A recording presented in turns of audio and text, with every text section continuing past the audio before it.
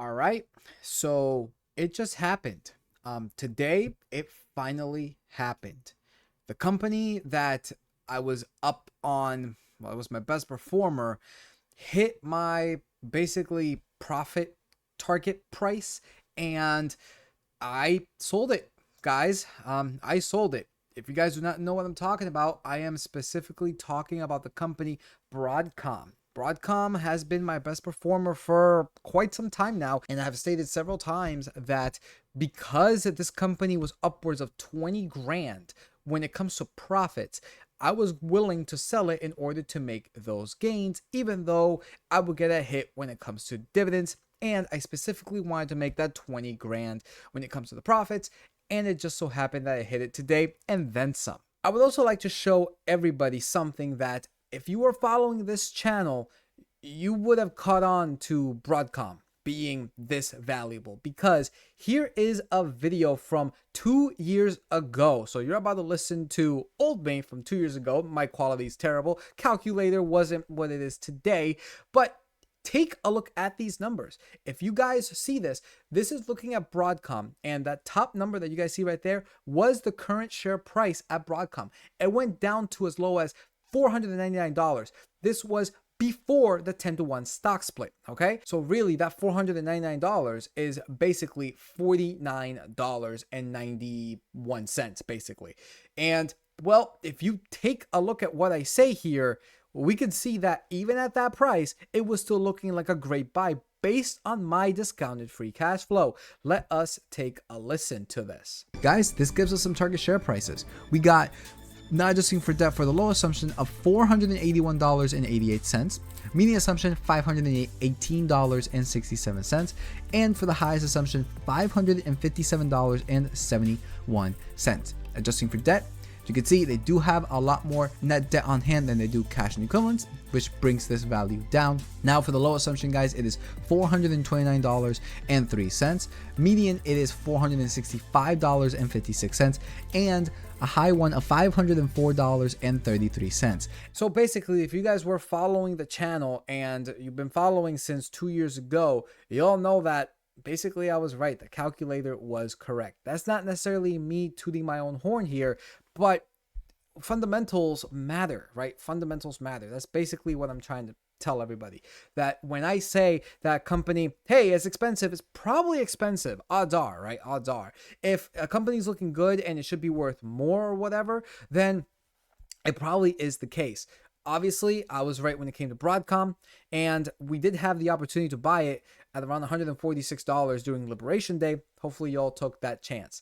I bought it significantly lower because I bought it years ago, but still the same principles apply.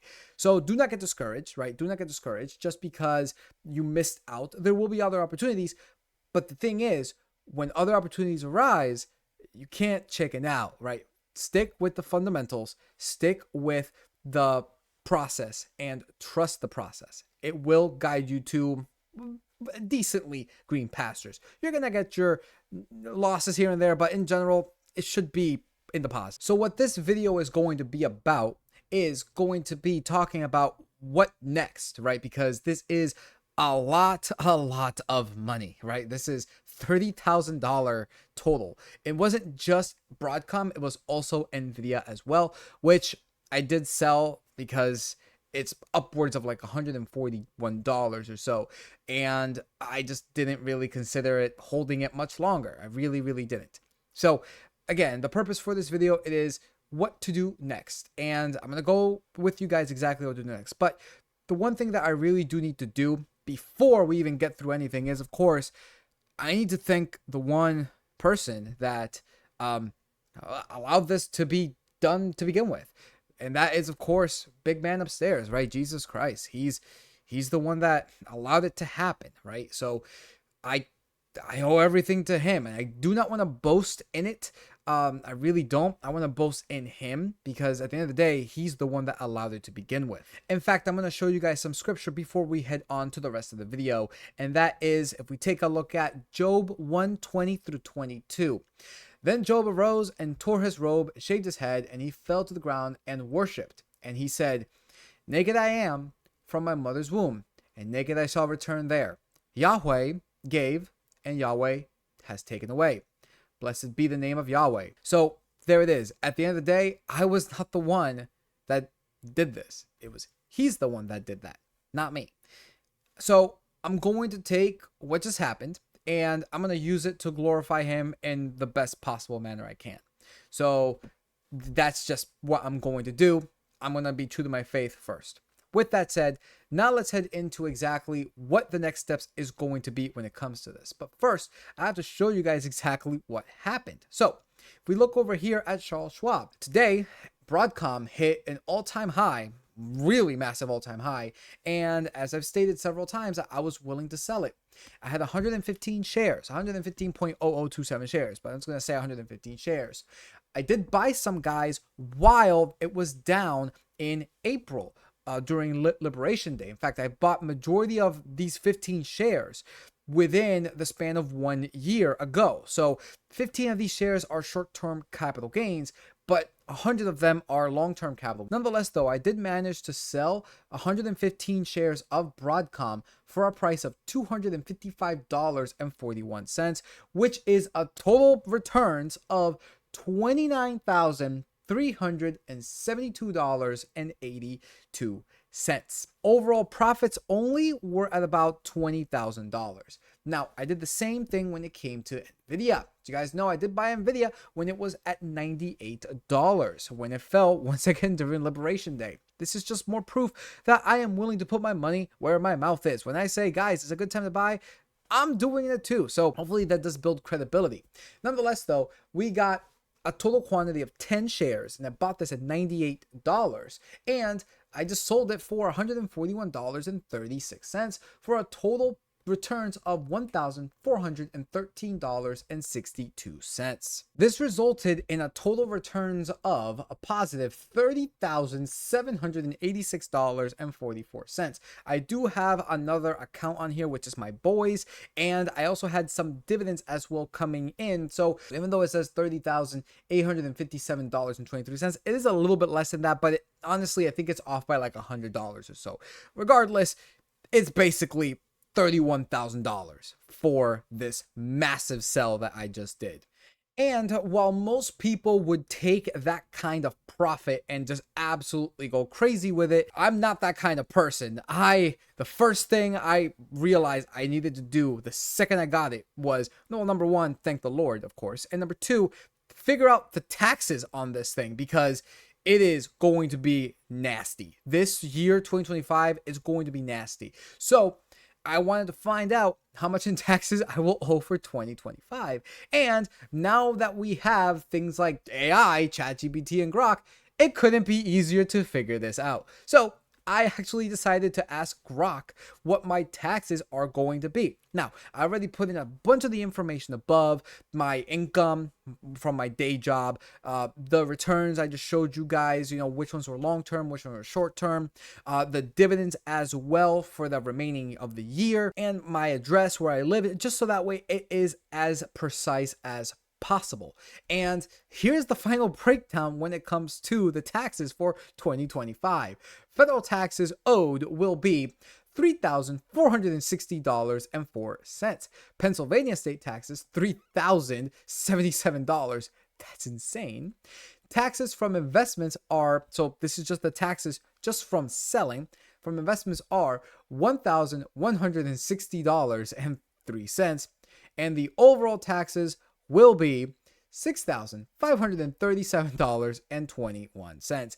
In retrospect, it's actually not that much, but it's still a decent amount, especially since most of the time I have been getting either closer to zero or within the plus or minus 1,000. Nonetheless, though, that is owed $6,537.21.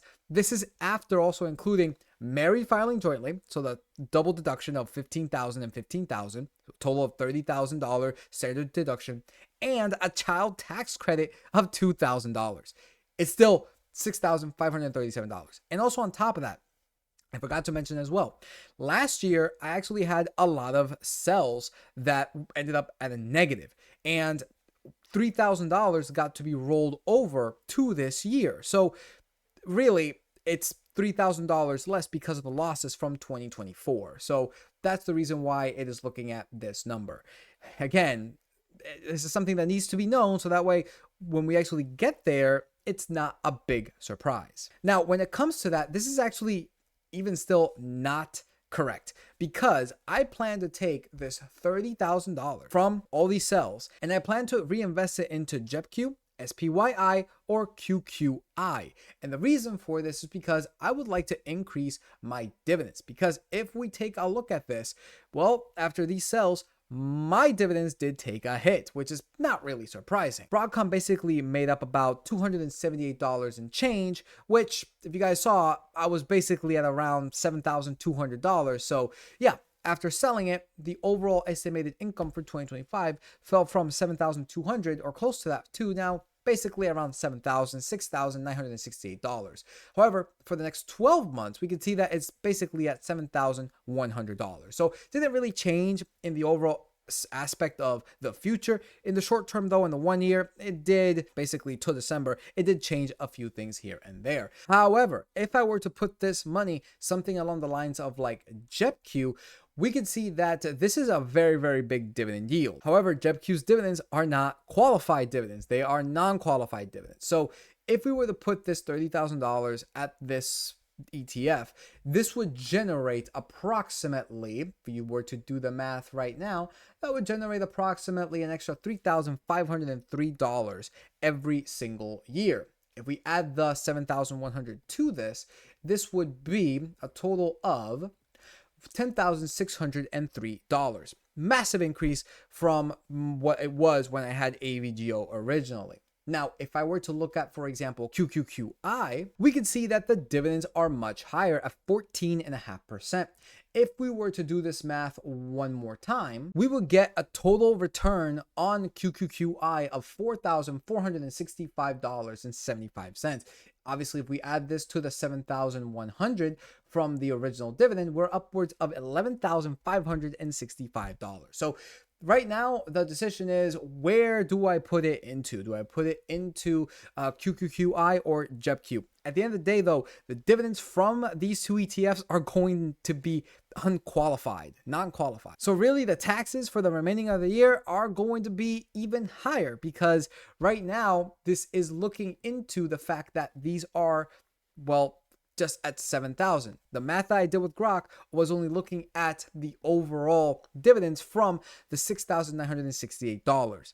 If I were to reinvest this and get an extra $3,000 or $4,000 back, that's going to make the dividend income for the rest of the year higher, meaning that in general, my taxes will also be higher. So that's something that I also have to consider.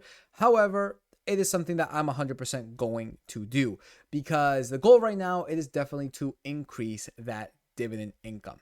And I would actually like your guys' opinion in the comment section below. Let me know which one do you guys recommend? I'm not saying that I'm going to follow it necessarily, but I really would like to hear y'all's opinion on which one do you prefer based on what you know of them so far. So it'll be a really interesting time moving forward. Very, very life-changing. I mean, $30,000 to some people, it is life-changing. To me, it's a decent amount. I'm not going to say that, oh, this is pocket change. It's not. It really isn't.